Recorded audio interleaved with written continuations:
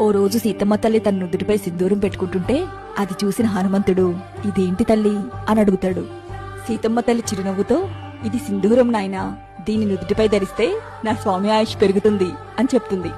అది విన్న హనుమంతుడు పరుగున వెళ్లి సింధూరం తీసుకుని ఒళ్లంతా పూసుకుని రామనామం జపిస్తుంటాడు. హనుమంతుడి ఆ రూపాన్ని చూసిన రాముల వారు, ఏంటయ్యా హనుమా, ఒళ్లంతా ఈ సింధూరం ఏంటి అని అడుగుతారు.